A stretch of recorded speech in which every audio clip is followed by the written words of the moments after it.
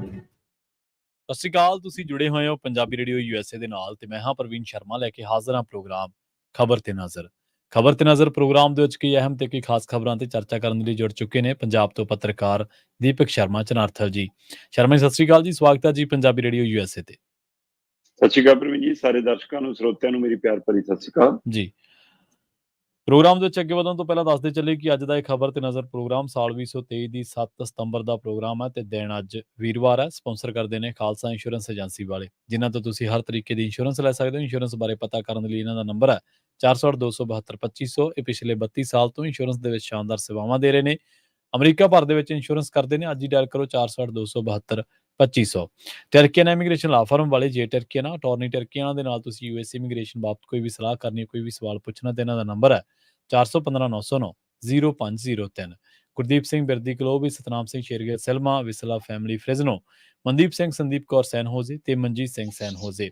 ਇਹਨਾਂ ਸਾਰੇ ਹੀ ਸਪਾਂਸਰਸ ਦਾ ਬਹੁਤ ਬਹੁਤ ਧੰਨਵਾਦ। ਤੇ ਜੇਕਰ ਤੁਸੀਂ ਵੀ ਪੰਜਾਬੀ ਰੇਡੀਓ USA ਦੇ ਇਹਨਾਂ ਪ੍ਰੋਗਰਾਮਾਂ ਨੂੰ ਸਪਾਂਸਰ ਕਰਨਾ ਚਾਹੁੰਦੇ ਹੋ ਤਾਂ ਸਟੂਡੀਓ ਦਾ ਨੰਬਰ ਹੈ 408-272-5200।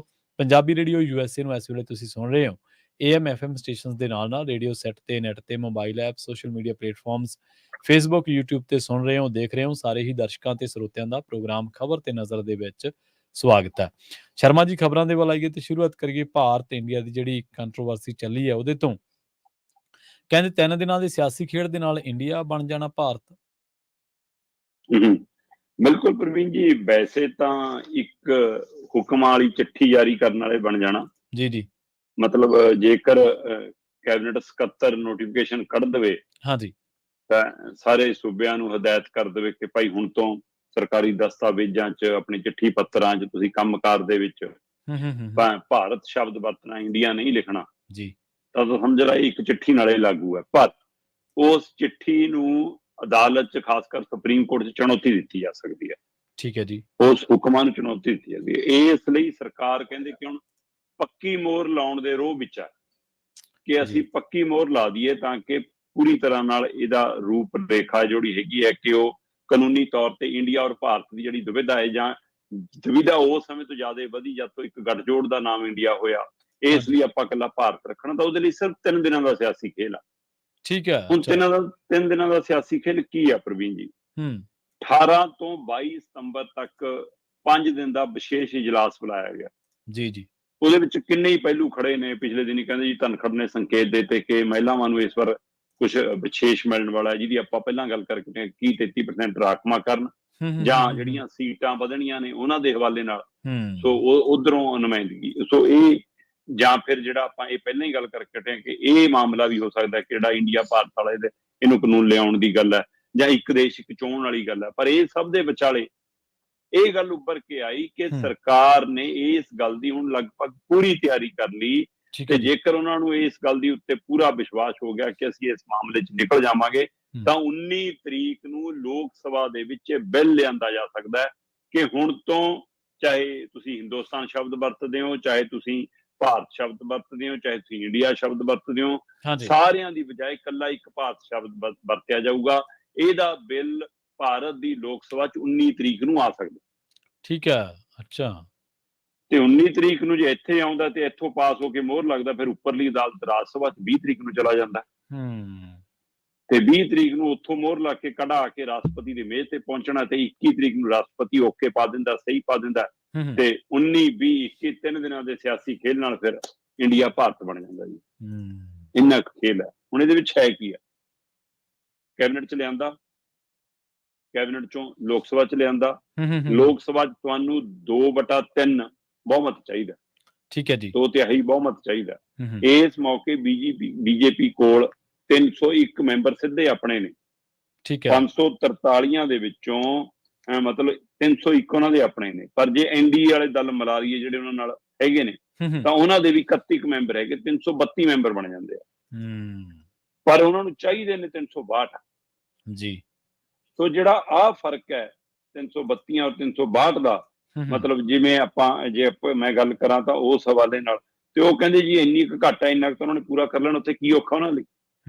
ਬੱਤੀਆਂ ਨੂੰ ਬਾਹਰ 'ਚ ਕਰਨਾ ਉਹਨਾਂ ਲਈ ਕਿੰਨਾ ਕੁ ਔਖਾ ਹੈ? ਕਹਿੰਦੇ ਇਹ ਉਹਨਾਂ ਲਈ ਕੋਈ ਮੁਸ਼ਕਲ ਨਹੀਂ ਗਾ। ਕਾਰਨ ਕਾਰਨ ਕਹਿੰਦੇ ਕਿ ਜਿਹੜੇ ਅੱਧੀਆਂ ਰਾਤਾਂ ਨੂੰ ਸਰਕਾਰ ਖਰੀਦ ਸਕਦੇ ਨੇ, ਸਰਕਾਰ ਦੇਖ ਸਕਦੇ ਨੇ, ਰਾਜਪਾਲ ਤੋਂ ਉੱਠ ਕੇ ਮੋਹਰ ਲਵਾ ਸਕਦੇ ਨੇ, ਹੈ ਨਾ, ਉਹਨਾਂ ਲਈ ਇਹ ਇੰਨੇ ਕੁ ਐਮਪੀਆਂ ਦਾ ਪ੍ਰਬੰਧ ਕਰਨਾ ਬੱਤੀਆਂ ਤੋਂ 62 ਤੱਕ ਲਿਆਉਣਾ ਕੋਈ ਮੁਸ਼ਕਲ ਨਹੀਂ ਉਹਨਾਂ ਲਈ। ਸੋ ਇਹ ਸਾਰਾ ਵਰਤਾਰੇ ਦੇ ਵਿਚਾਲੇ ਜੀ ਇਹ ਪਹਿਲੂ ਵੀ ਉੱਭਰਿਆ ਕਿ ਕੋਈ ਨਾ 25-25 ਕਰੋੜ ਦੀਆਂ ਆਫਰਾਂ ਇੱਥੇ ਐਮਐਲਏ ਨੂੰ ਤਾਂ ਚਰਚਾ 'ਚ ਰਹੀਆਂ ਹੀ ਨੇ, ਹਾਂਜੀ ਐਮਪੀਆਂ ਨੂੰ ਹੋ ਸਕਦਾ ਵੱਧ ਦੇ ਦੇਣ ਅਗਲੇ ਜਦੋਂ ਪਾਸ ਹੀ ਕਰਾਉਣਾ।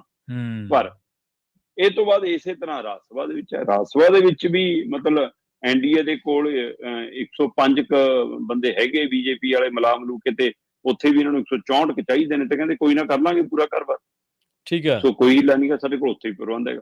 ਸੋ ਇਸ ਲਈ ਜੇਕਰ ਇਹ ਪ੍ਰਬੰਧ ਹੈਗੇ, ਫਿਰ ਇੱਕ ਦਿਨ ਲੋਕ ਸਭਾ, ਦੂਏ ਦਿਨ ਰਾਜ ਸਭਾ, ਤੇ ਤੀਏ ਦਿਨ ਰਾਸ਼ਟਰਪਤੀ ਦੀ ਮੋਹਰ, ਤੇ ਰਾਸ਼ਟਰਪਤੀ ਦੀ ਮੋਹਰ ਲੱਗਣ ਤੋਂ ਬਾਅਦ ਇਹ ਕਾਨੂੰਨ ਦਾ ਰੂਪ ਬਣ ਜਾਣਾ, ਤੇ ਫਿਰ ਇਹ ਅਮਲੀ ਰੂਪ ਦੇ ਵਿੱਚ ਇਸ ਨੂੰ ਲਾਗੂ ਹੋਣਾ। ਠੀਕ ਹੈ, ਇਹ ਸਿਆਸੀ ਖੇਡ 3 ਦਿਨਾਂ ਦਾ ਦਿਖਦਾ ਜੀ, ਤੇ ਇਹਦੇ ਵਿੱਚ ਕਈ ਵਾਰ ਲੱਗਦਾ ਕਿ ਅੰਕੜੇ ਇੰਨੇ ਆਏ ਇਸ ਮਸਲੇ ਤੇ ਉਸ ਦਾ ਵਿਰੋਧ ਹੋ ਜਾਵੇ ਜੀ। 3 ਖੇਤੀ ਕਾਨੂੰਨ ਮਾਮਲੇ ਦੇ ਵਿੱਚ ਰਾਜ ਸਭਾ ਦੇ ਵਿੱਚ ਇਹਨਾਂ ਕੋਲ ਬਹੁਮਤ ਨਹੀਂ ਸੀ,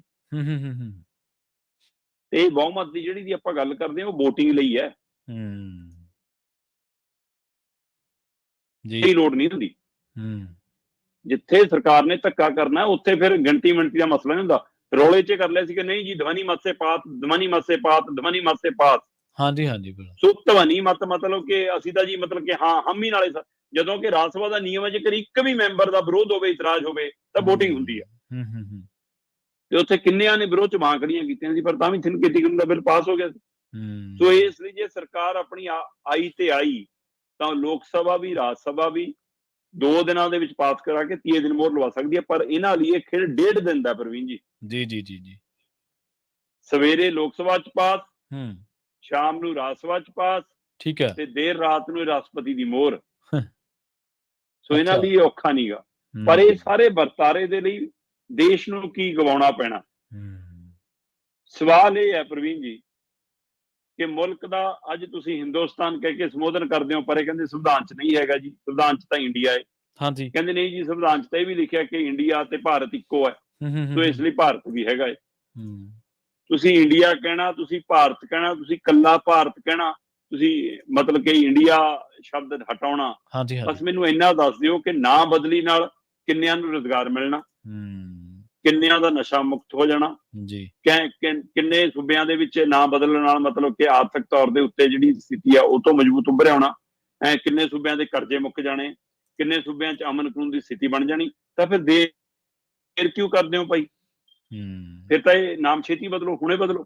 ਪਰ ਜੇ ਨਾਮ ਬਦਲਣ ਨਾਲ ਵਿਕਾਸ ਹੁੰਦਾ ਹੈ, ਆਮਦਨ ਸਰੋਤ ਵੱਧਦੇ ਨੇ, ਤਾਂ ਫਿਰ ਅਮਰੀਕਾ ਵਰਗਾ ਨਾਂ ਰੱਖ ਲਓ, ਕੋਈ ਉਸ ਦਾ ਹੋਰ ਵਧੀਆ ਹੋ ਜਾਵੇ, ਛੇਤੀ ਰੱਖ ਲਓ ਬਦਲ ਕੇ।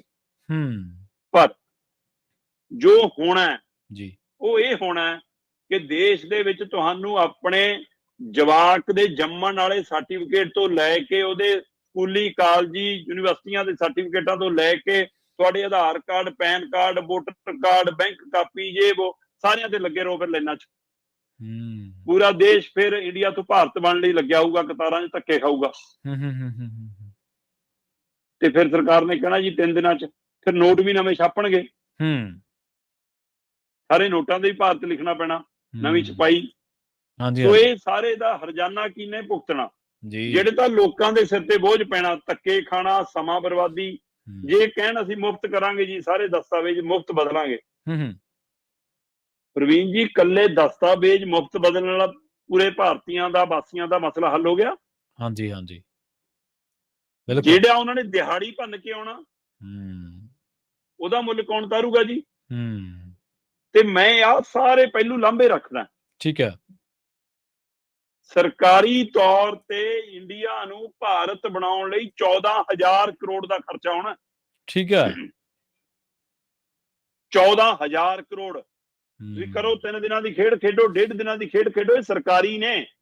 ਮੈਂ ਐਮਪੀਆਂ ਦੇ ਖਰੀਦ ਵਾਲੇ ਪੈਸੇ ਨਹੀਂ ਵਿੱਚ ਲਾ ਰਿਹਾ, ਮੈਂ ਲੋਕਾਂ ਦੇ ਧੱਕੇ, ਖੱਜਲ ਖੁਆਰੀ, ਦਿਹਾੜੀ, ਨੌਕਰੀ, ਛੁੱਟੀ ਵਾਲੇ ਪੈਸੇ ਨਹੀਂ ਵਿੱਚ ਲਾ ਰਿਹਾ। ਹਾਂਜੀ, ਮੈਂ ਸਰਕਾਰੀ ਖਰਚਾ ਹੀ ਲਾ ਰਿਹਾ, ਜਿਹੜਾ ਇਹ ਸਾਰੇ ਦੇ ਆਦਾਨ ਪ੍ਰਦਾਨ ਦੇ ਵਿੱਚ, ਬਦਲਾ ਬਦਲਾਈ ਦੇ ਵਿੱਚ, ਸੈਸ਼ਨ ਬਲਾ, ਤਰੀਕਾਂ ਬਲਾ, ਉਹਨਾਂ ਦੀਆਂ ਤਨਖਾਹਾਂ, ਭੱਤੇ ਤੇ ਕਾਗਜ਼ੀ ਕਾਰਵਾਈ, ਦਸਤਾਵੇਜ਼ ਬਦਲਣ, ਨਵੇਂ ਛਪਾ, ਸਾਰੇ ਦੇ ਉੱਤੇ 14,000 ਕਰੋੜ, 14,304 ਕਰੋੜ ਦਾ ਕੁੱਲ ਖਰਚਾ ਖੜਾ ਜੀ। ਅੱਛਾ, ਤੇ ਮੋਦੀ ਜੀ ਆਪਣੇ ਕੋਲੋਂ ਭਰਨਗੇ। ਹੂੰ ਜੇ ਇਹ ਕਤਾਹੀ ਪਹਿਲੀਆਂ ਸਰਕਾਰਾਂ ਦੀ ਆ ਤਾਂ ਫਿਰ ਉਹਨਾਂ ਤੋਂ ਵਸੂਲ ਲਓ। ਜੀ। ਜੇ ਤੁਹਾਨੂੰ ਸ਼ੌਂਕ ਚੜਿਆ ਇਸ ਵਿਵਾਦ ਨਾਲ ਰਾਜਨੀਤਿਕ ਰੋਟੀਆਂ ਸੇਕਣ ਦਾ ਹੂੰ ਤਾਂ ਤੁਸੀਂ ਆਪਣੇ ਕੋਲੋਂ ਭਰ ਦਿਓ। ਇਹ 14,304 ਕਰੋੜ ਦਾ ਮਤਲਬ ਪਤਾ ਵੀ ਕੀ ਹੈ ਜੀ? ਹਾਂਜੀ मैं मोदी की भाषा से समझा देना। ठीक है। हम भारतीयों 80 करोड़ भारतीयों को अनाज मुफ्त बांटते हैं। ये 80 करोड़ भारतीयों ਨੂੰ 1 ਮਹੀਨੇ ਦਾ ਅਨਾਜ ਮਿਲ ਸਕਦਾ, ਇੰਨੀ ਰਾਸ਼ੀ ਹੈ ਜੀ ਇਹ। ਠੀਕ ਆ, ਅੱਛਾ ਵਾਹ। 80 ਕਰੋੜ ਭਾਰਤੀਆਂ ਲਈ 1 ਮਹੀਨੇ ਦੇ ਰੋਟੀ ਦਾ, ਰਾਸ਼ਨ ਦਾ, ਅਨਾਜ ਦਾ ਪ੍ਰਬੰਧ ਹੁੰਦਾ 14,304 ਕਰੋੜ ਨਾਲ, ਜਿਹੜਾ ਸਿਰਫ ਆਪਣੀ ਰਾਜਨੀਤੀ ਦੀ ਭੇਟ ਚਾੜਨਾ ਕਿ ਇੰਡੀਆ ਨੂੰ ਭਾਰਤ ਬਣਾਉਣਾ। ਸਾਨੂੰ ਭਾਈ ਭਾਰਤ ਵੀ ਮਨਜ਼ੂਰ ਹੈ, ਸਾਨੂੰ ਇੰਡੀਆ ਵੀ ਮਨਜ਼ੂਰ ਹੈ। ਇਸ ਲੜਾਈ ਦੇ ਵਿੱਚ ਮੁਲਕ ਦੀ ਬਰਬਾਦੀ ਨਾ ਕਰੋ। ਪਰ ਰਾਜਨੀਤੀ ਕੀ ਸ਼ੈ ਹੈ, ਇਹਦੀ ਉਦਾਹਰਨ ਦਿੰਦਾ ਮੈਂ ਤੁਹਾਨੂੰ ਇੱਕ।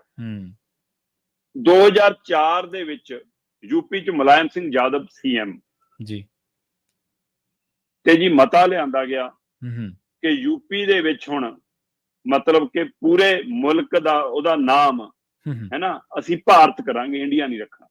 ਠੀਕ ਹੈ। 2004 ਚ ਮੁਲਾਇਮ ਸਿੰਘ ਯਾਦਵ ਦੀ ਸਰਕਾਰ ਮਤਾ ਲਿਆਉਂਦੀ ਆ ਕਿ ਇੰਡੀਆ ਨੂੰ ਭਾਰਤ ਬਣਾਉਣਾ। ਠੀਕ ਹੈ।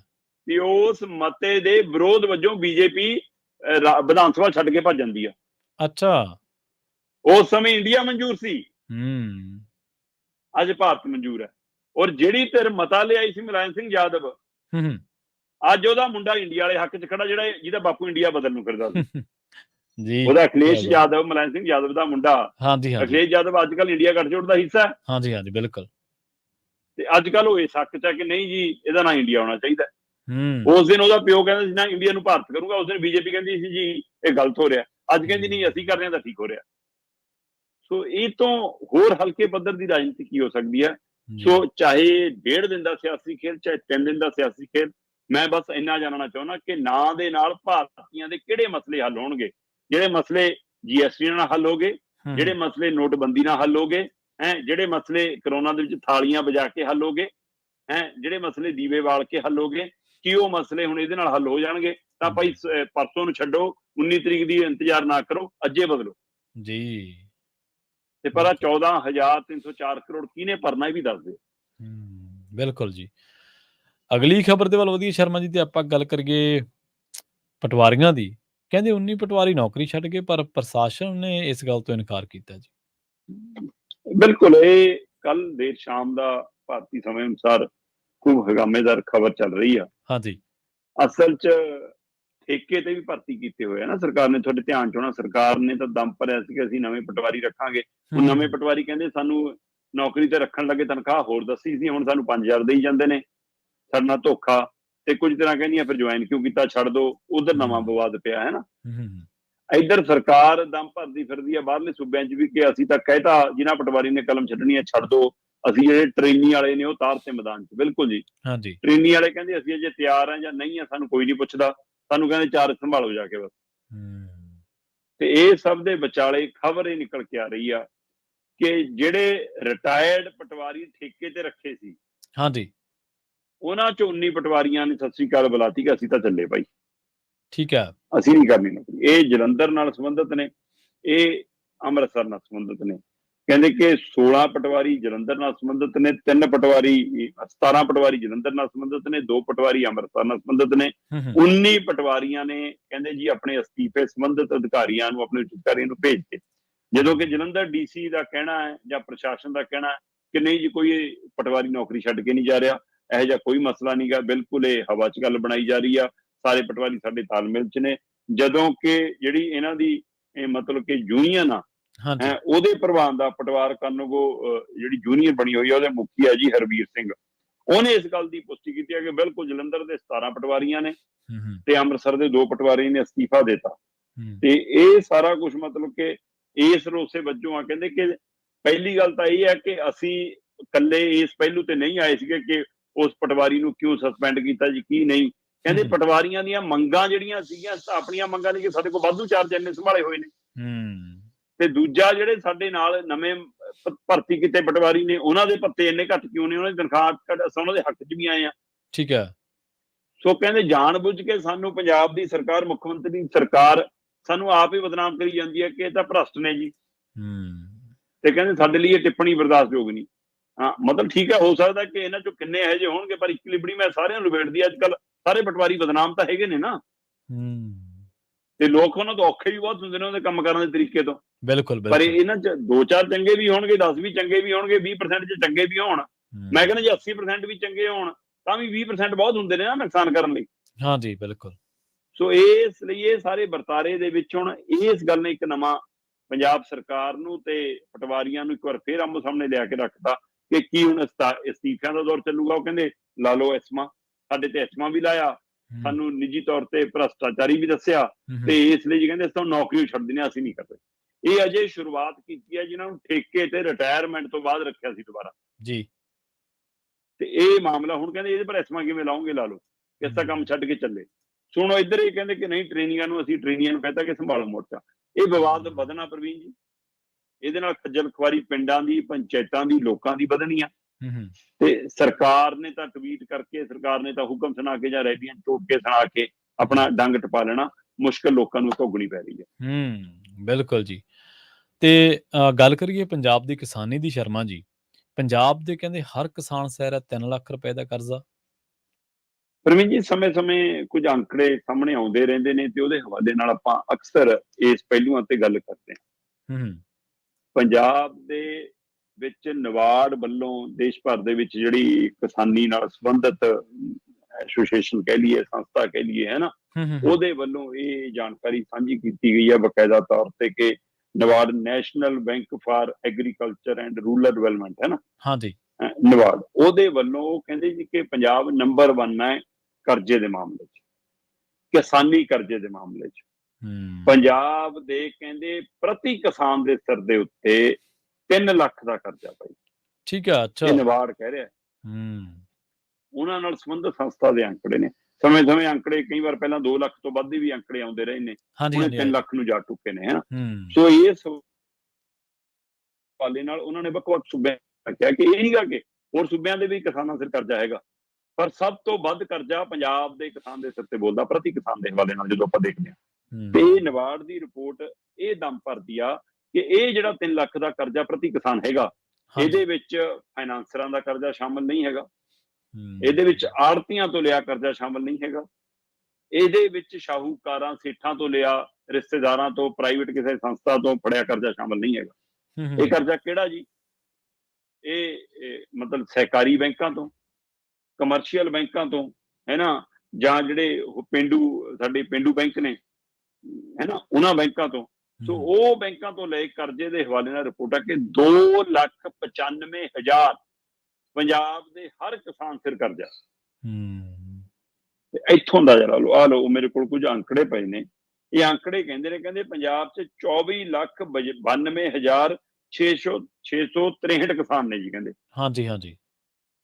24,92,663 ਕਿਸਾਨਾਂ ਦੇ ਹਵਾਲੇ ਨਾਲ ਨਵਾੜ ਦਾ ਨਿਦੰਮ ਭਰਿਆ ਕਿ 73,673 ਕਰੋੜ ਦਾ ਕੁੱਲ ਕਰਜ਼ਾ। 73,673 ਕਰੋੜ ਦਾ ਕੁੱਲ ਕਰਜ਼ਾ, ਜਿਹੜਾ ਸਹਿਕਾਰੀ ਬੈਂਕਾਂ ਦਾ, ਪਿੰਡੂ ਬੈਂਕਾਂ ਦਾ, ਕਮਰਸ਼ੀਅਲ ਬੈਂਕਾਂ ਦਾ, ਇਹ ਸਾਰਾ ਕਰਜ਼ਾ ਮਿਲਾ ਕੇ ਪ੍ਰਤੀ ਕਿਸਾਨ ਕਹਿੰਦੇ ਜੀ 2,95,000 ਦਾ ਕਰਜ਼ਾ ਬਣਦਾ। ਤੇ ਜੇਕਰ ਕਹਿੰਦੇ ਆ ਬਾਕੀ ਸਾਰਾ ਕੁਝ ਵੀ ਮਿਲਾ ਲਈਏ ਤਾਂ 1 ਲੱਖ ਕਰੋੜ ਤੋਂ ਉੱਪਰ ਚਲਾ ਜਾਂਦਾ ਕੁੱਲ ਕਰਜ਼ਾ। 1 ਲੱਖ ਕਰੋੜ ਤੋਂ ਉੱਪਰ ਜੀ, ਜਿਹੜਾ ਅਜੇ 73,000 ਸਮਥਿੰਗ, ਜਿਹੜਾ ਇਹ 73,000 ਕਰੋੜ ਦੇ ਹਵਾਲੇ ਨਾਲ ਇਹ ਸਵਾਲ ਖੜਾ ਨਾ ਕਿ 2,95,000 ਹੈ। ਜੇ 1 ਲੱਖ ਕਰੋੜ ਤੋਂ ਉੱਪਰ ਚਲਾ ਗਿਆ ਫਿਰ ਤਾਂ ਤੁਸੀਂ ਹਿਸਾਬ ਲਾ ਲਓ ਕਿ ਕਰਜ਼ੇ ਦੀ ਰਾਸ਼ੀ ਵੀ ਕਿੰਨੀ ਵੱਜਣੀ ਪ੍ਰਤੀ ਕਿਸਾਨ, ਉਹ ਕਰਜ਼ੇ 'ਚ ਸ਼ਾਮਲ ਨਹੀਂ ਹੈ। ਸੋ ਪਰ ਜਦੋਂ ਅਸੀਂ ਗਵਾਂਢੀ ਸੂਬਿਆਂ ਦੇ ਹਵਾਲੇ ਨਾਲ ਦੇਖਦੇ ਹਾਂ ਤਾਂ ਅਸੀਂ ਹੋਰ ਵੀ ਔਖੇ ਦੌਰ 'ਚ ਆ। ਮਤਲਬ ਪੰਜਾਬ ਤੇ ਹਰਿਆਣੇ ਦੀ ਤਸਵੀਰ ਇੱਕੋ ਜਿਹੀ ਆ, ਹਾਂਜੀ, ਇੱਕੋ ਜਿਹੀ ਸਥਿਤੀ ਆ, ਇੱਕੋ ਜਿਹਾ ਮੌਸਮ ਆ, ਇੱਕੋ ਜਿਹੀਆਂ ਫਸਲਾਂ, ਪਰ ਸਾਡਾ ਕਰਜ਼ਾ ਉਹਨਾਂ ਨਾਲੋਂ ਕਿਤੇ ਵੱਧ ਆ। ਠੀਕ ਹੈ। ਇਸ ਮੌਕੇ ਅੱਜ ਦੀ ਤਰੀਕ ਦੇ ਵਿੱਚ ਹਿਮਾਚਲ ਦੇ ਕਿਸਾਨਾਂ ਦੇ ਸਿਰ ਤੇ ਪ੍ਰਤੀ ਕਿਸਾਨ ਕਰਜ਼ਾ 2 ਲੱਖ ਤੋਂ ਘੱਟ ਆ। ਠੀਕ ਹੈ। ਇਸੇ ਤਰ੍ਹਾਂ ਹਰਿਆਣਾ ਦੇ ਕਿਸਾਨਾਂ ਦੇ ਸਿਰ ਤੇ ਔਰ ਗੁਜਰਾਤ ਦੇ ਕਿਸਾਨਾਂ ਦੇ ਸਿਰ ਤੇ 2.5 ਲੱਖ ਤੋਂ ਥੱਲੇ ਆ ਪ੍ਰਤੀ ਕਿਸਾਨ ਕਰਜ਼ਾ। ਜੀ ਜੀ ਜੀ, ਥੋੜਾ ਨਹੀਂ ਹੈ ਇਹ ਵੀ, ਇਹ ਵੀ ਘੱਟ ਨਹੀਂ ਹੈ ਉਹਨਾਂ ਲਈ। ਤੇ ਇਹ ਅੰਕੜੇ ਇਹ ਵੀ ਦੱਸਦੇ ਨੇ ਕਿ ਇਹ ਸਾਰਾ ਪਹਿਲੂ ਇਸੇ ਗੱਲ ਤੇ ਖੜਾ ਕਿ ਕਿਸਾਨ ਇਹ ਕਰਜ਼ਿਆਂ ਦੇ ਲਈ, ਜ਼ਿਆਦਾਤਰ ਕਰਜ਼ੇ ਆਪਣੀ ਪੈਦਾਵਾਰ ਵਧਾਉਣ ਲਈ, ਆਪਣੇ ਬੀਜ, ਦਵਾਈਆਂ, ਖਾਦਾਂ ਖਰੀਦਣ ਲਈ, ਆਪਣੇ ਸਾਧਨ ਲੈਣ ਲਈ, ਕਿਸਾਨੀ ਨਾਲ ਸੰਬੰਧਿਤ ਉਹਨਾਂ ਲਈ ਜ਼ਿਆਦਾਤਰ ਖਰਚਿਆ ਗਿਆ। ਪਰ ਉਹਦਾ ਮੋੜ MSP ਨੇ ਨਹੀਂ ਦਿੱਤਾ, ਜਾਂ ਉਸ ਅਨੁਸਾਰ ਫਸਲ ਨਹੀਂ ਵਿਕੀ ਜਿਸ ਭਾਅ ਤੇ ਮਿਲਣਾ ਚਾਹੀਦਾ ਸੀ। ਉਹਦਾ ਨਤੀਜਾ ਕਿ ਕਰਜ਼ੇ ਦਾ ਭਾਰ ਵੱਧਦਾ ਜਾਂਦਾ ਤੇ ਜਿਹੜੀ ਮੌਸਮੀ ਮਾਰ ਆ ਉਹ ਵੱਖਰਾ ਪਹਿਲੂ ਆ। ਤੇ ਇਹ ਕਹਿੰਦੇ ਹਿਮਾਚਲ ਦੇ ਵਿੱਚ ਪ੍ਰਤੀ ਕਿਸਾਨ ਕਰਜ਼ਾ 1,78,000, ਹਰਿਆਣੇ ਦੇ ਵਿੱਚ 2,11,000 ਪ੍ਰਤੀ ਕਿਸਾਨ ਦੇ ਸਿਰ ਤੇ ਕਰਜ਼ਾ ਖੜਾ। ਠੀਕ ਹੈ। ਇਸੇ ਤਰ੍ਹਾਂ ਗੁਜਰਾਤ ਦੇ ਵਿੱਚ 2,28,000 ਪ੍ਰਤੀ ਕਿਸਾਨ ਦੇ ਸਿਰ ਤੇ, ਹਰ ਕਿਸਾਨ ਦੇ ਸਿਰ ਤੇ ਕਰਜ਼ਾ ਖੜਾ। ਤੇ ਪੰਜਾਬ ਦੇ ਵਿੱਚ 2,95,000 ਹਰ ਕਿਸਾਨ ਦੇ ਸਿਰ ਤੇ ਕਰਜ਼ਾ ਖੜਾ। ਸੋ ਪੰਜਾਬ ਦਾ ਹਰ ਕਿਸਾਨ ਜੇ 3 ਲੱਖ ਦਾ ਕਰਜ਼ਈ ਆ ਤਾਂ ਇੱਥੋਂ ਅੰਦਾਜ਼ਾ ਲਾ ਲਓ ਕਿ ਕਿਸਾਨੀ ਸਾਡੀ ਕਿੰਨੀ ਮੁਸ਼ਕਲ ਦੌਰ ਚੋਂ ਲੰਘ ਰਹੀ ਆ। ਤੇ ਸਰਕਾਰ ਅਜੇ ਵੀ ਕਿਸਾਨਾਂ ਦੀ ਸਾਰ ਲੈਣ ਲਈ, ਤੇ ਜੇ ਕਿਸਾਨਾਂ ਦੀ ਸਥਿਤੀ, ਜ਼ਮੀਨ ਵਾਲੇ ਬੰਦਿਆਂ ਦੀ ਸਥਿਤੀ ਆ, ਤਾਂ ਖੇਤ ਮਜ਼ਦੂਰਾਂ ਦੀ ਸਥਿਤੀ ਕੀ ਹੋਊਗੀ ਇਹਦਾ ਅੰਦਾਜ਼ਾ ਤੁਸੀਂ ਸਹਿਜੇ ਹੀ ਲਾ ਸਕਦੇ ਹੋ। ਪਰ ਲਾਊਗਾ ਕੌਣ? ਏਸੀ ਕਮਰਿਆਂ 'ਚ ਬੈਠ ਕੇ ਨੀਤੀਆਂ ਬਣਾਉਣ ਵਾਲੇ ਨੀਤੀ ਯੋਗ ਵਰਗੇ ਤੇ ਹੋਰ। ਉਹਨਾਂ ਨੂੰ ਤਾਂ ਇਹ ਲੱਗਦਾ ਕਿ ਸਾਰਾ ਕੁਝ ਜ਼ਮੀਨ ਗੁਣਾ ਇੰਨੇ ਤੇ ਇੰਨੇ, ਦਾਣੇ ਗੁਣਾ ਇੰਨੇ ਤੇ ਇੰਨੇ ਪੈਸੇ ਗੁਣਾ ਇੰਨੇ, ਬਣ ਗਈ ਬਾਤ। ਸੋ ਇਸ ਲਈ ਨਾ ਉਹਨਾਂ ਨੂੰ ਇਹ ਪਤਾ ਕਿ ਮੀਂਹ ਬਰੇ ਨਾਲ ਜ਼ਿਆਦੇ ਨਾਲ ਕੀ ਹੁੰਦਾ, ਨਾ ਉਹਨਾਂ ਨੂੰ ਇਹ ਪਤਾ ਸੁੱਕੇ ਪਏ ਨਾਲ ਕੀ ਹੁੰਦਾ। ਸੋ ਇਸ ਸਥਿਤੀ ਦੇ ਬਾਰੇ ਨਾ ਉਹਨਾਂ ਨੂੰ ਅੰਦਾਜ਼ਾ ਕਿ ਦਵਾਈਆਂ ਤੁਹਾਡੀਆਂ ਮਾਰਕ ਕੀਤੀਆਂ ਹੋਈਆਂ ਮਾਰਕ ਵਾਲੀਆਂ ਕਿਵੇਂ ਨਕਲੀ ਨਿਕਲਦੀਆਂ, ਬੀਜ ਕਿਵੇਂ ਨਕਲੀ ਨਿਕਲਦਾ, ਨਾ ਇਹਦਾ ਹਿਸਾਬ। ਸੋ ਬਸ ਉਹਨਾਂ ਨੂੰ ਕਾਗਜ਼ਾਂ ਤੇ ਨੀਤੀਆਂ ਬਣਾਉਣੀਆਂ ਆਉਂਦੀਆਂ। ਉਹਦੇ ਹਿਸਾਬ ਨਾਲ ਤਾਂ ਉਹਨਾਂ ਨੂੰ ਲੱਗਦਾ ਕਿ ਪੰਜਾਬ ਦਾ ਕਿਸਾਨ, ਦੇਸ਼ ਦਾ ਕਿਸਾਨ ਅਮੀਰ ਆ। ਪਰ ਸਥਿਤੀ ਇਹ ਹੈ ਕਿ ਪੰਜਾਬ ਦੇ ਕਿਸਾਨਾਂ ਦੇ ਸਿਰ ਦੇ ਉੱਤੇ ਮਤਲਬ 3-3 ਲੱਖ ਦੇ ਕਰਜ਼ੇ ਦੀ ਪੰਡ ਖੜੀ ਹੈ ਜੀ। ਜੀ, ਪੰਜਾਬ ਪੁਲਿਸ ਉੱਤੇ ਬੜੇ ਗੰਭੀਰ ਇਲਜ਼ਾਮ ਲੱਗ ਰਹੇ ਨੇ। ਕਹਿੰਦੇ ਪੰਜਾਬ ਪੁਲਿਸ ਦੀ ਮਿਲੀ ਭੁਗਤ ਨਾਲ ਹੁੰਦੀ ਹੈ ਪੰਜਾਬ ਦੇ ਵਿੱਚ ਨਜਾਇਜ਼ ਮਾਈਨਿੰਗ। ਸ਼ਰਮਾ ਜੀ। ਪ੍ਰਵੀਨ ਜੀ, ਆਪਾਂ ਕਿੰਨੀ ਵਾਰ ਨਸ਼ਿਆਂ ਦੀ ਗੱਲ ਕਰਦੇ ਰਹੇ ਹਾਂ। ਹਾਂਜੀ। ਆਪਾਂ ਕਿੰਨੀ ਵਾਰ ਮਾਫੀਆ ਰਾਜ ਦੀ ਗੱਲ ਕਰਦੇ ਰਹੇ ਹਾਂ। ਔਰ ਮੇਰਾ ਅਕਸਰ ਇਹ ਸਵਾਲ ਰਿਹਾ ਕਿ ਜੇਕਰ ਥਾਣੇਦਾਰ ਚਾਹਵੇ ਤਾਂ ਉਸ ਥਾਣੇ ਦੀ ਹੱਦ 'ਚ ਕੁਝ ਵੀ ਮਾੜਾ ਨਹੀਂ ਹੋ ਸਕਦਾ ਜੇ ਥਾਣੇਦਾਰ ਦੀ ਇੱਛਾ ਹੋਵੇ। ਹਾਂਜੀ। ਜੇ ਪਿੰਡ ਦਾ ਲੰਬੜਦਾਰ ਤੇ ਸਰਪੰਚ ਚਾਹਵੇ ਤਾਂ ਉਸ ਪਿੰਡ ਦੇ ਵਿੱਚ ਕੁਝ ਨਹੀਂ ਹੋ ਸਕਦਾ ਮਾੜਾ। ਜੇ ਨਗਰ ਕੌਂਸਲ, ਨਗਰ ਨਿਗਮ ਦਾ ਮੇਅਰ, ਪ੍ਰਧਾਨ ਚਾਹਵੇ ਤੇ ਕੁਝ ਨਹੀਂ ਮਾੜਾ ਹੋ ਸਕਦਾ। ਜੇ MLA ਚਾਹਵੇ ਮੇਰੇ ਹਲਕੇ 'ਚ ਕੁਝ ਨਹੀਂ ਅਜਿਹਾ ਆਉਣ ਦਊਗਾ ਤਾਂ ਕੁਝ ਨਹੀਂ ਹੁੰਦਾ। ਸਵਾਲ ਇੱਛਾ ਸ਼ਕਤੀ ਦੀ ਹੈ, ਜਿਹੜੀ ਗੱਲ ਮੁੱਖ ਮੰਤਰੀ ਭਗਵੰਤ ਮਾਨ ਜੀ ਕਰਦੇ ਸੀ ਕਿ ਮੁੱਖ ਮੰਤਰੀ ਭਗਵੰਤ ਮਾਨ ਦੀ ਸਰਕਾਰ ਦੀ ਇੱਛਾ ਸ਼ਕਤੀ ਮੁੱਕ ਗਈ। ਪੰਜਾਬ 'ਚੋਂ ਮੁੰਡੇ ਰੋਜ਼ ਮੁੱਕ ਰਹੇ ਨੇ, ਨਸ਼ਾ ਰੋਜ਼ ਵੱਧ ਰਿਹਾ, ਚਿੱਟੇ ਦੀ ਆਮਦ ਰੋਜ਼ ਆ, ਤੇ ਮਾਫੀਆ ਰਾਜ। ਟਰਾਂਸਪੋਰਟ ਮਾਫੀਆ ਤਾਂ ਗੱਲੇ ਨਹੀਂ ਹੁੰਦੀ, ਹੁਣ ਨਹੀਂ ਹੁੰਦੀ। ਕੇਬਲ ਮਾਫੀਆ ਤਾਂ ਆਪਾਂ ਭੁੱਲੇ ਗਏ। ਐਜੂਕੇਸ਼ਨ ਮਾਫੀਆ ਤਾਂ ਜਿਵੇਂ ਮਰਜ਼ੀ ਲੁੱਟੀ ਜਾਵੇ, ਆਪਾਂ ਗੱਲੇ ਨਹੀਂ ਕਰਨੀ, ਹੈ ਨਾ। ਮਾੜੀ ਮੋਟੀ ਗੱਲ ਹੁੰਦੀ ਆ ਤਾਂ ਰੇਤ ਮਾਫੀਆ ਦੀ ਹੋ ਜਾਂਦੀ ਆ ਤੇ ਡਰੱਗ ਮਾਫੀਆ ਦੀ ਹੋ ਜਾਂਦੀ ਆ, ਤੇ ਉਹਦੇ ਮਾਮਲੇ ਤੇ ਭੱਜਣ ਲਈ ਥਾਂ ਨਹੀਂ ਮਿਲਦੀ। ਕਹਿੰਦਾ ਇਹ ਸਕੂਲ ਇਹੋ ਜਿਹੇ ਖੋਲਤੇ, ਕਹਿੰਦਾ ਉੱਗੋ ਕੇ ਕਹਿੰਦਾ ਹੁਣ ਇੱਥੇ ਤੁਹਾਡੇ ਮੁੰਡੇ DC, SDM, ADC ਬਣਿਆ ਕਰਨਗੇ। ਉਹ ਕਹਿੰਦੇ ਜੀ ਜੂੰਦੇ ਰਹਿਣਗੇ ਤਾਂ ਹੀ ਬਣਨਗੇ। ਕਹਿੰਦਾ ਹਰ ਮੁੰਡਾ ਤਾਂ ਨਸ਼ੇ ਨਾਲ ਬੰਨਿਆ। ਸੋ ਆਹ ਰਿਪੋਰਟ ਹਾਈ ਕੋਰਟ ਦੀ ਇਹ ਟਿੱਪਣੀ ਕਿ ਪੰਜਾਬ ਪੁਲਿਸ ਦੀ ਮਿਲੀ ਭੁਗਤ ਨਾਲ ਹੁੰਦੀ ਹੈ ਮਾਈਨਿੰਗ, ਇਹਦੇ ਬਹੁਤ ਵੱਡੇ ਮਾਇਨੇ ਨੇ। ਮਾਮਲਾ ਨੰਗਲ ਦੇ ਵਿੱਚ ਦਰਜ ਇੱਕ FIR ਦਾ ਮਾਮਲਾ, ਰੋਪੜ ਜ਼ਿਲ੍ਹੇ 'ਚ ਹੁੰਦੀ ਨਜਾਇਜ਼ ਮਾਈਨਿੰਗ ਦਾ। ਇਸ ਮਾਈਨਿੰਗ ਦੇ ਵਿਰੁੱਧ ਉੱਥੇ ਦੇ ਲੋਕ ਵੀ ਖੜੇ ਹੁੰਦੇ ਰਹੇ। ਕੁਝ ਪਿੰਡਾਂ ਦੀਆਂ ਬੀਬੀਆਂ ਨੇ ਟਿੱਪਰ ਰੋਕ ਲਏ ਸੀ। ਲੋਕ ਰੋਹ ਵਧਿਆ, ਲੋਕ ਵਿਦਰੋਹ ਵਧਿਆ, ਲੋਕਾਂ ਦਾ ਰੋਸਾ ਵਧਿਆ ਤੇ ਪਰਚਾ ਦਰਜ ਹੋਇਆ। ਤੇ ਪਰਚਾ ਦਰਜ ਹੋਇਆ ਜੀ, ਮਾਮਲਾ ਹਾਈ ਕੋਰਟ ਤੱਕ ਪਹੁੰਚਿਆ ਤੇ ਪਰਚੇ ਦੀ ਰਿਪੋਰਟ ਕਹਿੰਦੀ ਆ ਕਿ ਜਿਹੜਾ ਟਰੈਲੀ ਭਰਦਾ ਰੇਤੇ ਵਾਲੀ, ਉਹਦੇ ਪਰ ਪਰਚਾ ਦਰਜ ਕਰ ਲਿਆ ਜੀ। ਜਿਹੜਾ ਟਰੈਲੀ ਲੈ ਕੇ ਜਾਂਦਾ, ਟਰੈਕਟਰ ਲੈ ਕੇ ਆਉਂਦਾ, ਉਹਦੇ ਪਰ ਪਰਚਾ ਦਰਜ ਕਰ ਲਿਆ ਜੀ। ਜਿਹੜਾ JCB ਚਲਾਉਂਦਾ, ਉਹਦੇ ਪਰ ਪਰਚਾ ਦਰਜ ਕਰ ਲਿਆ ਜੀ। ਇਹ ਹੈ ਜੀ ਰੇਤ ਮਾਫੀਆ। ਤੇ ਜੇ ਜ਼ਿਆਦਾ ਬੜਾ ਮਾਫੀਆ ਫੜਨਾ ਸੀ, ਟਿੱਪਰ ਦੇ ਡਰਾਈਵਰ ਦੇ ਉੱਤੇ ਵੀ ਪਰਚਾ ਪਾਇਆ ਜੀ।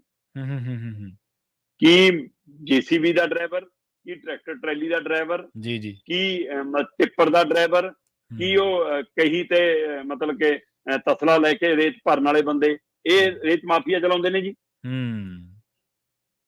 ਹਾਂ, ਕੀ ਉਹਨਾਂ ਨੂੰ ਜਾਣਕਾਰੀ ਹੈ ਕਿ ਉਹ ਨਜਾਇਜ਼ ਕੰਮ ਕਰ ਰਹੇ ਨੇ ਕਿ ਜਾਇਜ਼ ਕੰਮ ਕਰ ਰਹੇ ਨੇ? ਕਿੰਨਿਆਂ ਨੂੰ ਸਰਕਾਰੀ ਕਾਗਜ਼ ਦਿਖਾ ਕੇ ਲੇਬਰ ਤੇ ਲਿਆਉਂਦੇ ਹੋਣੇ ਕਿ ਆਪਣੇ ਕੋਲ ਅਧਿਕਾਰ ਹੈ, ਤੂੰ ਫਿਕਰ ਨਾ ਕਰ। ਕਿੰਨਿਆਂ ਨੂੰ ਦੋਹਰੀ ਦਿਹਾੜੀ ਦਾ ਲਾਲਚ ਦੇ ਕੇ ਲਿਆਉਂਦੇ ਹੋਣੇ, ਕੋਈ ਗੱਲ ਨਹੀਂ, ਥਾਣੇ ਕਚਹਿਰੀ ਆਪਣੀ ਪਹੁੰਚ ਹੈਗੀ, ਤੈਨੂੰ ਦਿਹਾੜੀ ਵੀ ਡਬਲ ਦੇਾਂਗੇ, ਜੇ ਕੁਛ ਹੋ ਗਿਆ ਛੁਡਾ ਵੀ ਦੇਾਂਗੇ, ਤੂੰ ਕੰਮ ਕਰ। ਤੇ ਹੁਣ ਪਰਚੇ ਉਹਨਾਂ ਤੇ ਤੇ ਠੀਕ ਹੈ। ਮਾਨਯੋਗ ਹਾਈ ਕੋਰਟ ਕਹਿੰਦੀ ਕਿ ਆਹ ਦੱਸੋ, ਆਹ ਤਰੀਕਾ ਤੁਹਾਡਾ, ਇਹ ਨੇ ਰੇਤ ਮਾਫੀਆ ਵਾਲੇ, ਬੜੇ ਮਗਰਮੱਛਾਂ ਨੂੰ ਤੁਸੀਂ ਬਚਾ ਰਹੇ ਹੋ। ਉਹਨੇ ਸਿੱਧਾ ਸਵਾਲ ਕੀਤਾ ਤੇ ਉਹਨੇ ਇਹ ਸਾਫ਼ ਕਿਹਾ ਕਿ ਇਹ ਮਾਫੀਆ ਰਾਜ, ਰੇਤ ਮਾਫੀਆ ਦੀ ਮਾਈਨਿੰਗ ਦਾ ਧੰਦਾ ਬਿਨਾਂ ਪੁਲਿਸ ਦੀ ਸ਼ਹਿ ਤੋਂ ਨਹੀਂ ਹੋ ਸਕਦਾ। ਠੀਕ ਹੈ। ਮਾਮਲਾ, ਮੈਂ ਬਾਰ-ਬਾਰ ਕਰ ਰਿਹਾ ਕਿ ਮਾਮਲਾ ਰੋਪੜ ਦੇ ਨੰਗਲ ਨਾਲ ਸੰਬੰਧਿਤ ਆ। ਠੀਕ ਹੈ। ਪਰ ਉਹਨਾਂ ਨੇ ਰੋਪੜ ਪੁਲਿਸ ਸ਼ਬਦ ਨਹੀਂ ਵਰਤਿਆ, ਉਹਨਾਂ ਨੇ ਪੰਜਾਬ ਪੁਲਿਸ ਸ਼ਬਦ ਵਰਤਿਆ। ਇਹਦਾ ਮਤਲਬ ਹੈ, ਇਹਦਾ ਮਤਲਬ ਪੂਰੇ ਪੁਲਿਸ ਦੇ ਅੰਦਰ ਇਹ ਭ੍ਰਿਸ਼ਟਾਚਾਰੀ ਲੋਕ ਬੈਠੇ ਨੇ, ਇਹ ਤੰਤਰ ਨੂੰ ਚਲਾਉਣ ਵਾਲੇ ਬੈਠੇ ਨੇ। ਸੋ ਜਦੋਂ ਤੱਕ ਕਿਸੇ ਵੀ ਤਰ੍ਹਾਂ ਦੇ ਮਾਫੀਆ ਵਾਲੇ ਬੰਦਿਆਂ ਦਾ, ਪ੍ਰਸ਼ਾਸਨ, ਪੁਲਿਸ ਦਾ ਔਰ ਸਿਆਸਤਦਾਨਾਂ ਦਾ ਇਹ ਜਿਹੜਾ ਜਾਲ ਹੈ ਇਹ ਨਹੀਂ ਟੁੱਟਦਾ ਜਨਾਬ, ਚਾਹੇ ਰੇਤ ਵੇਚ ਲਓ, ਚਾਹੇ ਚਿੱਟਾ ਵੇਚ ਲਓ, ਇੱਕੋ ਸਿਸਟਮ ਜੀ। ਕਦੇ ਰੇਤ ਦੀ ਕਮਾਈ ਕਹਿੰਦੇ ਕਿ ਬਠਿੰਡੇ ਕੰਨੀ ਨੂੰ, ਪਿੰਡ ਬਾਦਲ ਨੂੰ ਜਾਂਦੀ ਲੋਕਾਂ ਨੇ ਦੇਖੀ, ਤੇ ਕਦੇ ਕਹਿੰਦੇ ਪਟਿਆਲੇ ਨਾਕਾ ਲੱਗ ਗਿਆ, ਮਹਿਲਾਂ ਕੰਨੀ ਨੂੰ ਮੁੜ ਜਾਂਦੀ ਸੀ। ਅੱਜ ਕੱਲ ਕਹਿੰਦੇ ਸ਼ੰਭੂ ਬਾਰਡਰ ਟੱਪ ਕੇ ਦਿੱਲੀ ਦੀਆਂ ਬਰੂਹਾਂ ਤੇ ਜਾਂਦੀ ਹੈ ਕਮਾਈ। ਤੇ ਪੰਜਾਬ ਪੁੱਛਦਾ ਕਿ ਫਿਰ ਕਿਹੜਾ ਬਦਲਾ ਜੀ। ਤੇ ਇਹੀ ਸਵਾਲ ਮੈਨੂੰ ਲੱਗਦਾ ਹਾਈ ਕੋਰਟ ਪੁੱਛਦੀ ਹੈ ਕਿ ਭਾਈ ਆਹ ਕੀ ਆ। ਪੰਜਾਬ ਪੁਲਿਸ ਦੀ ਮਿਲੀ ਭੁਗਤ ਤੋਂ ਬਿਨਾਂ ਮਾਫੀਆ ਨਹੀਂ ਚੱਲ ਸਕਦਾ, ਤੇ ਪੰਜਾਬ ਪੁਲਿਸ ਸਰਕਾਰ ਦੇ ਹੁਕਮਾਂ ਤੋਂ ਬਿਨਾਂ ਨਹੀਂ ਚੱਲਦੀ, ਤੇ ਪੰਜਾਬ ਪੁਲਿਸ ਗ੍ਰਹਿ ਮੰਤਰੀ ਚਲਾਉਂਦੇ ਨੇ, ਤੇ ਗ੍ਰਹਿ ਮੰਤਰੀ ਪੰਜਾਬ ਦੇ ਮੁੱਖ ਮੰਤਰੀ ਨੇ, ਤੇ ਮੁੱਖ ਮੰਤਰੀ ਦਿੱਲੀ ਦੇ ਮੁਖੀ ਕੇਜਰੀਵਾਲ ਨਾਲ ਰਹਿੰਦੇ ਨੇ। ਤੇ ਕੌਣ ਕੌਣ ਜ਼ਿੰਮੇਵਾਰ ਹੈ ਜੀ ਫਿਰ? ਜੀ ਬਿਲਕੁਲ, ਕਿਹਨੇ ਜਵਾਬ ਦੇਣਾ ਇਸ ਗੱਲ ਦਾ? ਹਾਂਜੀ, ਕੋਈ ਜਵਾਬਦੇਹੀ ਨਹੀਂ। ਅਸੀਂ ਤਾਂ ਜਵਾਬ ਹੀ ਨਹੀਂ ਦੇਣਾ, ਕਹਿੰਦੇ ਸਾਨੂੰ ਪੁੱਛੋਗੇ, ਕੋਈ ਜਵਾਬ ਨਹੀਂ। ਬਿਲਕੁਲ ਜੀ। ਤੇ ਜਾਂਦਿਆਂ ਦੀ ਗੱਲ ਕਰੀਏ, ਸ਼ਰਮਾ ਜੀ ਕੇਜਰੀਵਾਲ ਦੀ ਕਹਿੰਦੇ 13 ਤਰੀਕ ਨੂੰ ਪੰਜਾਬ ਆ ਰਹੇ ਨੇ ਕੇਜਰੀਵਾਲ। ਹਾਂਜੀ ਬਿਲਕੁਲ ਜੀ। ਆਪਾਂ ਸਕੂਲਾਂ ਦੀ ਗੱਲ ਕਰਕੇ ਹਟੇ ਹਾਂ, ਕਹਿੰਦੇ ਅੰਮ੍ਰਿਤਸਰ ਤੋਂ ਸਰਕਾਰੀ ਤੇ ਜਿਹੜੇ ਐਮੀਨੈਂਸ ਸਕੂਲ ਨੇ ਜੀ, ਉਹਨਾਂ ਦਾ ਪੂਰਾ ਪ੍ਰਚਾਰ ਪ੍ਰਸਾਰ ਤੇ ਨਵਾਂ ਰੂਪ, ਨਵਾਂ ਢੰਗ ਸਾਹਮਣੇ ਲਿਆਉਣਾ ਜੀ, ਉਹਦੇ ਲਈ ਅਰਵਿੰਦ ਕੇਜਰੀਵਾਲ ਜੀ ਚੇਚੇ ਤੌਰ ਤੇ ਉੱਤੇ 13 ਸਤੰਬਰ ਨੂੰ ਪੰਜਾਬ ਪਹੁੰਚਣਗੇ। ਅੰਮ੍ਰਿਤਸਰ ਦਾ ਉਦਘਾਟਨੀ ਸਮਾਗਮ ਰੱਖਿਆ ਗਿਆ, ਜਿੱਥੇ ਜੀ ਕਹਿੰਦੇ ਕਿ ਸਰਕਾਰੀ ਸਕੂਲਾਂ ਦੀ ਟਰਾਂਸਪੋਰਟ ਮੁਹਿੰਮ ਸ਼ੁਰੂ ਕਰਨੀ ਹੈ, ਜਿੱਥੇ ਸਰਕਾਰੀ ਸਕੂਲਾਂ ਲਈ ਸੁਰੱਖਿਆ ਦਸਤੇ ਤਾਇਨਾਤ ਕਰਨੇ ਆ, ਜਿਹੜੇ ਉਹ ਹੈ ਨਾ ਸਿਕਿਉਰਿਟੀ ਗਾਰਡ, ਜਿੱਥੇ ਉਸ ਦਿਨ ਮਤਲਬ ਜਿਹੜੇ ਪ੍ਰਬੰਧਕ ਲਾਏ ਜਾ ਰਹੇ ਨੇ ਉਹਨਾਂ ਨੂੰ ਸਾਹਮਣੇ ਲਿਆਉਣਾ। ਸੋ ਇਸ ਲਈ ਇਹ ਸਾਰਾ ਕੁਛ, ਸਾਰਾ ਕਾਰਜ ਇਹ ਟਰਾਂਸਪੋਰਟ ਦਾ, ਇਹ ਸੁਰੱਖਿਆ ਕਰਮੀਆਂ ਦਾ, ਇਹਦੇ ਨਾਲ ਇਹ ਸਕੂਲ ਪ੍ਰਬੰਧਕਾਂ ਦਾ ਪ੍ਰਾਈਵੇਟ ਏਜੰਸੀਆਂ ਨੂੰ ਦਿੱਤਾ ਜਨਾਬ। ਅੱਛਾ, ਜਿਹੜੇ ਕਹਿੰਦੇ ਸੀ ਸਰਕਾਰੀ ਮੁਲਾਜ਼ਮ ਭਰਤੀ ਕਰਾਂਗੇ, ਜਿਹੜੇ ਕਹਿੰਦੇ ਸੀ ਪੰਜਾਬ ਦੇ ਨੌਜਵਾਨਾਂ ਨੂੰ ਰੁਜ਼ਗਾਰ ਦੇਵਾਂਗੇ, ਹੁਣ ਇੱਥੇ ਸਵਾਲ ਖੜਾ ਕਿ ਪ੍ਰਾਈਵੇਟ ਏਜੰਸੀਆਂ ਰਾਹੀਂ ਭਰਤੀ ਕਿਉਂ ਜੀ? ਤੇ ਫਿਰ ਇਹਦੇ ਪਰ ਵੀ ਸਵਾਲ ਖੜਾ, ਕੀ ਉਹ ਭਰਤੀ ਪੰਜਾਬ ਦੀ? ਅੱਜ ਇੱਕ ਮੇਰੇ ਕੋਲ ਲਿਸਟ ਆਈ ਹੈ ਜੀ, ਉਹ ਲਿਸਟ ਦੀ ਮੈਂ ਅਜੇ ਪੁਸ਼ਟੀ ਨਹੀਂ ਕਰਦਾ। ਜੇ ਉਹ ਲਿਸਟ ਸੱਚੀ ਆ ਤਾਂ ਸ਼ਰਮਨਾਕ ਗੱਲ ਆ। ਅੱਛਾ, ਕਹਿੰਦੇ ਜੀ 7 ਸਬ ਇੰਸਪੈਕਟਰ ਨਿਯੁਕਤੀ ਪੱਤਰ ਵੰਡਣੇ ਆ ਪੰਜਾਬ ਸਰਕਾਰ ਨੇ ਉਹਨਾਂ ਨੂੰ। ਸ਼ਾਇਦ ਜਲੰਧਰ ਦੇ ਵਿੱਚ ਕੱਲ ਦਾ ਹੀ ਦਿਨ ਹੋ ਸਕਦਾ। ਅੱਜ ਹਜੇ ਮੈਨੂੰ ਹੁਣੇ ਪਤਾ ਲੱਗਿਆ, ਜਦੋਂ ਆਪਾਂ ਪ੍ਰੋਗਰਾਮ ਸ਼ੁਰੂ ਕਰਨ ਲੱਗੇ ਸੀ, ਮੈਂ ਉਹਦੇ ਬਾਰੇ ਪਤਾ ਨਹੀਂ, ਜੇਕਰ ਇਹ ਹੂਬਹੂ ਸੱਚ ਹੈ, ਕਿਉਂਕਿ ਪਹਿਲਾਂ ਕਿੰਨੇ ਵਿਭਾਗਾਂ 'ਚ ਗੱਲਾਂ ਪੁਸ਼ਟੀਆਂ ਹੋ ਚੁੱਕੀਆਂ ਨੇ। ਕਹਿੰਦੇ ਜੀ ਉੱਥੇ ਪੁਲਿਸ ਵਾਲਿਆਂ ਨੂੰ, ਸਬ ਇੰਸਪੈਕਟਰਾਂ ਨੂੰ ਨਿਯੁਕਤੀ ਪੱਤਰ ਦੇਣੇ ਆ 7-8 ਜਣਿਆਂ ਨੂੰ, ਤੇ ਉਹਨਾਂ 7-8 ਦੇ ਵਿੱਚ 6 ਜਾਂ 7 ਹਰਿਆਣੇ ਦੇ ਨੇ, ਇੱਕੋ ਪੰਜਾਬ ਦਾ। ਓ ਅੱਛਾ, ਬਕਾਇਦਾ ਬੰਦੇ ਨੇ ਨਾਮ, ਉਹਨਾਂ ਦੇ ਪਿੰਡ, ਉਹਨਾਂ ਦਾ ਸੂਬਾ, ਉਹ ਸਾਰਾ ਕੁਝ ਸਾਹਮਣੇ ਲਿਆਂਦਾ। ਮੈਂ ਉਹਦੀ ਅਜੇ ਮਤਲਬ ਕਿ ਜਾਂਚ ਪੜਤਾਲ ਕਰਨੀ ਹੈ, ਜਾਨੂੰ ਆਪਣੇ ਪ੍ਰੋਗਰਾਮ ਦਾ ਟਾਈਮ ਹੋ ਗਿਆ ਸੀ। ਸੋ ਇਹਦਾ ਮਤਲਬ ਇਹ, ਜੇਕਰ ਇਹ ਪਹਿਲੂ ਹੈ ਤਾਂ ਉਹੀ ਪਹਿਲੂ ਇੱਥੇ ਵੀ ਖੜਾ ਹੈ ਜੀ, ਕਿ ਪ੍ਰਾਈਵੇਟ ਏਜੰਸੀਆਂ ਰਾਹੀਂ ਭਰਤੀ ਕਿਹਨਾਂ ਦੀ ਭਰਤੀ ਹੋਊਗੀ? ਫਿਰ ਤੁਸੀਂ ਸਰਕਾਰੀ ਅਦਾਰਿਆਂ 'ਚ ਪੰਜਾਬ ਦੇ ਸੂਬੇ ਤੋਂ ਬਾਹਰਲੇ ਭਰਤੀ ਕਰੀ ਜਾਂਦੇ ਹੋ। ਹਾਂਜੀ, ਅਧਿਆਪਕਾਂ 'ਚ, ਪੁਲਿਸ 'ਚ ਹੈ, BBMB ਦੇ ਹਵਾਲੇ ਨਾਲ ਹੈ ਨਾ, ਉਹਨਾਂ 'ਚ, ਬਿਜਲੀ ਬੋਰਡ 'ਚ, ਮਾਸਟਰਾਂ ਦੇ ਕੈਡਰ 'ਚ ਛੱਡਿਆ ਕੀ ਹੈ ਜੀ? ਰਾਜ ਸਭਾ ਤੋਂ ਲੈ ਕੇ ਐਡਵੋਕੇਟ ਜਨਰਲ ਦੀ ਟੀਮ ਤੱਕ ਸਾਰਾ ਕੁਝ ਬਾਹਰੋਂ। ਬਿਲਕੁਲ। ਸੋ ਆਹ ਜਿਹੜਾ ਪੰਜਾਬ ਨਾਲ ਧੋਖਾ ਹੈ, ਇੱਕ ਪਾਸੇ ਇਹ ਪ੍ਰਦਰਸ਼ਨ ਹੋਣਾ ਜੀ ਵੱਡਾ 13 ਸਤੰਬਰ ਨੂੰ, ਪੰਜਾਬ ਦੇ ਮੁੱਖ ਮੰਤਰੀ, ਦਿੱਲੀ ਦੇ ਮੁੱਖ ਮੰਤਰੀ, ਪੰਜਾਬ ਦੇ ਸਾਰੇ ਕੈਬਨਿਟ ਮੰਤਰੀ, ਪੰਜਾਬ ਦੇ ਸਾਰੇ MP, ਰਾਜ ਸਭਾ ਮੈਂਬਰ, ਤੇ ਹੋ ਸਕਦਾ ਲਗਭਗ ਸਾਰੇ MLA ਤੁਹਾਨੂੰ ਉੱਥੇ ਨਜ਼ਰ ਆਉਣ। ਟਾਰਗੇਟ ਰੱਖਿਆ ਕਿ 50,000 ਦਾ ਇਕੱਠ ਕਰਕੇ ਸਰਕਾਰ ਦਾ ਸ਼ਕਤੀ ਪ੍ਰਦਰਸ਼ਨ ਦਿਖਾਉਣਾ ਕਿ ਦੇਖੋ ਸਰਕਾਰ ਤੋਂ ਲੋਕ ਕਿੰਨੇ ਖੁਸ਼ ਨੇ, ਉਦੋਂ ਤਾਰੀਫ ਕਰਨ ਆਏ ਨੇ, ਹੋ ਸਕਦਾ ਤਖਤੀਆਂ ਫੜਾ ਕੇ ਉਹਨਾਂ ਤੋਂ ਵਾਹਵਾਹੀ ਕਰਾਈ ਜਾਵੇ। ਇਹ ਸਾਰਾ ਗੁਣਗਾਨ ਉਦੋਂ ਹੋਣਾ ਜੀ। ਤੇ ਉਦੋਂ ਟਰਾਂਸਪੋਰਟ ਵਾਲਾ ਪਹਿਲੂ, ਤੇ ਸੁਰੱਖਿਆ ਕਰਮੀਆਂ ਵਾਲਾ, ਤੇ ਸੁਰੱਖਿਆ ਪ੍ਰਬੰਧਕਾਂ ਵਾਲਾ, ਪ੍ਰਬੰਧਕ ਜਿਹੜੇ ਰੱਖਣੇ ਨੇ ਉਹਨਾਂ ਦਾ ਏਜੰਸੀਆਂ ਦੇ ਰਾਹੀਂ ਜਿਹੜਾ ਆਦਾਨ ਪ੍ਰਦਾਨ ਸ਼ੁਰੂ ਹੋਣਾ, ਉਹਦਾ ਜੀ ਉਦਘਾਟਨ ਕਰਨ ਆਉਣਾ। ਏਜੰਸੀ ਹੁਣ ਕਿਹਦੇ ਚਹੇਤੇ ਦੀ ਹੈ, ਕਿਹੜੀ ਦਿੱਲੀ ਦੀ ਹੈ, ਕਿਹਨੂੰ ਭਰਤੀ ਕਰਨਗੇ, ਇਹ ਸਵਾਲ ਇਸ ਲਈ ਵੱਡੇ ਹੁੰਦੇ ਜਾਂਦੇ ਨੇ ਕਿ ਅੱਜ ਤੜਕਸਾਰ ਸਾਡੇ ਕੋਲ ਸਬ ਇੰਸਪੈਕਟਰਾਂ ਦੀ 7-8 ਦੀ ਲਿਸਟ ਆਉਂਦੀ ਆ, ਉਹ ਚੋਂ 6 ਤੋਂ 7 ਹਰਿਆਣੇ ਦੇ ਤੇ 1 ਪੰਜਾਬ ਦਾ। ਆਹ ਜਵਾਬ ਤਲਬੀ ਸਰਕਾਰ ਨੂੰ ਦੇਣੀ ਪੈਣੀ ਹੈ ਕਿ ਇਹ ਕੀ ਪਹਿਲੂ ਹੈ ਜੀ, ਕਿਹਨਾਂ ਨੂੰ ਰੱਖ ਰਹੇ ਹੋ, ਕਿਹਦੇ ਲਈ ਰੱਖ ਰਹੇ ਹੋ, ਕਾਹਦੇ ਲਈ ਇਹ ਕਰ ਰਹੇ ਹੋ।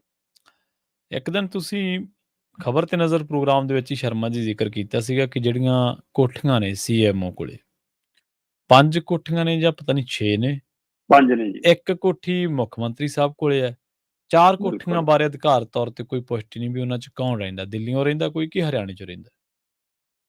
ਪ੍ਰਵੀਨ ਜੀ, ਹੂੰ, ਜਿਹੜਾ ਇੱਕ ਰੌਲਾ ਕੋਠੀ ਬਾਹਰ ਸੱਚ ਉਹਨਾਂ ਦੇ ਜਿਹੜਾ ਅਮਲਾ ਫਾਲਾ ਵਾ, ਇੱਕ ਦੇ ਵਿੱਚ ਮੁੱਖ ਮੰਤਰੀ ਸਾਹਿਬ, ਹਾਂਜੀ ਹਾਂਜੀ ਹਾਂਜੀ, ਦੂਏ ਚ ਉਹਨਾਂ ਦਾ ਅਮਲਾ ਅਮਲਾ ਫਾਲਾ, ਤੀਏ ਚ ਰਾਘਵ ਚੱਡਾ, ਠੀਕ ਹੈ, ਚੌਥੇ ਚ ਦਿੱਲੀ ਵਾਲੇ ਖਾਸ ਮਹਿਮਾਨ, ਠੀਕ ਹੈ, ਤੇ ਪੰਜਵੇਂ ਚ ਮੀਡੀਆ ਨੂੰ ਕੰਟਰੋਲ ਕਰਨ ਦਾ ਦਫ਼ਤਰ। ਠੀਕ ਹੈ ਜੀ ਜੀ ਜੀ ਜੀ ਜੀ। ਸ਼ਰਮਾ ਜੀ, ਇਹਨਾਂ ਖਾਸ ਖਬਰਾਂ ਤੇ ਖਾਸ ਜਾਣਕਾਰੀਆਂ ਦੇ ਲਈ ਤੁਹਾਡਾ ਬਹੁਤ ਬਹੁਤ ਧੰਨਵਾਦ ਜੀ। ਬਹੁਤ ਸ਼ੁਕਰੀਆ ਜੀ। ਪ੍ਰੋਗਰਾਮ ਖਬਰ ਤੇ ਨਜ਼ਰ ਨੂੰ ਆਪਾਂ ਇੱਥੇ ਹੀ ਸਮਾਪਤ ਕਰਾਂਗੇ। ਪੰਜਾਬੀ ਰੇਡੀਓ ਯੂਐਸਏ ਤੇ ਪ੍ਰੋਗਰਾਮਾਂ ਦਾ ਸਿਲਸਿਲਾ ਲਗਾਤਾਰ ਜਾਰੀ ਹੈ। ਤੁਸੀਂ ਜੁੜੇ ਰਹੋ ਪੰਜਾਬੀ ਰੇਡੀਓ ਯੂਐਸਏ ਦੇ ਨਾਲ ਤੇ ਆਖਿਰ ਦੇ ਵਿੱਚ ਇੱਕ ਵਾਰ ਫਿਰ ਤੋਂ ਤੁਹਾਨੂੰ ਸਭ ਨੂੰ ਪਿਆਰ ਸਤਿਕਾਰ ਸਹਿਤ ਸਤਿ ਸ਼੍ਰੀ ਅਕਾਲ।